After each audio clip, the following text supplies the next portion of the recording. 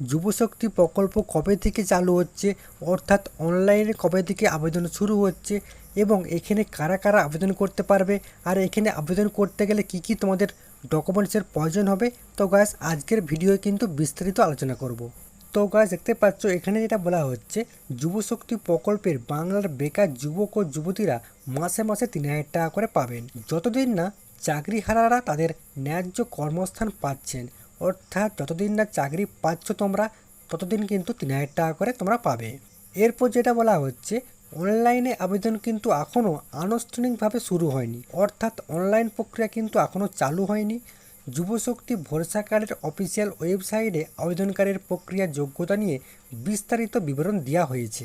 যুবশক্তির ভরসা কার্ডে আবেদন করতে হলে পশ্চিমবঙ্গের স্থায়ী বাসিন্দা হতে হবে, বয়স হতে হবে 21 থেকে 40-এর মধ্যে, মাধ্যমিক বা সমতুল্য পরীক্ষায় পাস করতে হবে, আর বেকার হওয়া আবশ্যক। তো বেকার কিন্তু হতেই হবে, সেই সঙ্গে এমপ্লয়মেন্ট এক্সচেঞ্জে নাম রেজিস্টার করতে হবে। যুবশক্তি প্রকল্পের জন্য নতুন করে আবেদন করতে হবে। এর দ্বারা মাসে মাসে মিলবে 3,000 টাকা করে। অনলাইনে শীঘ্রই মিলবে ফর্ম, তবে তার আগে অনলাইনে পোর্টালে স্বচ্ছতা আনা হবে।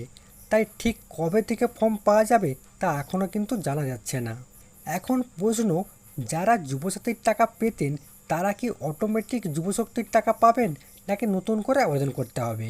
তো নবান্ন সূত্রের খবর, পুরনো এবং নতুন, অর্থাৎ যারা টাকা পেয়েছে যুবসাথীর তাদেরকেও আবেদন করতে হবে, যারা একবারও টাকা পায়নি তাদেরকেও কিন্তু আবেদন করতে হবে। দেখতে পাচ্ছ এখানে কিন্তু বলাই আছে, পুরনো এবং নতুন উভয় ধরনের আবেদনকারীকে নতুন করে আবেদনপত্র জমা করতে হবে এবং স্ক্রুটিনি বা যাচাই প্রক্রিয়ার পর কেবল যোগ্য প্রার্থীদেরই চূড়ান্ত তালিকায় নাম অন্তর্ভুক্ত করা হবে। টাকা সরাসরি কিন্তু ব্যাংক অ্যাকাউন্টে পাঠানো হবে ডিবিটির মাধ্যমে, অর্থাৎ ডাইরেক্ট বেনিফিট ট্রান্সফার। তো গ্যাস এখনও পর্যন্ত কিন্তু অনলাইন প্রক্রিয়া শুরু হয়নি, তো শুরু হলে তোমাদেরকে কিন্তু জানিয়ে দেওয়া হবে।